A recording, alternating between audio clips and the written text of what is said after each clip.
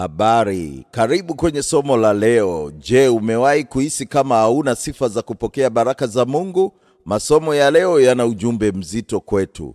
Katika nabii Isaya na Zaburi ya 66, Mungu anatufungulia milango wazi. Wokovu wa nyumba yake ya sala ni kwa ajili ya mataifa yote, si kikundi kimoja tu.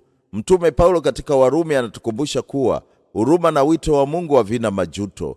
Na katika Injili ya Mathayo tunaona mfano halisi. Mwanamke Mkananayo, mgeni kabisa, anapokea miujiza ya binti yake kwa sababu ya imani yake kuu na unyenyekevu mbele ya Yesu.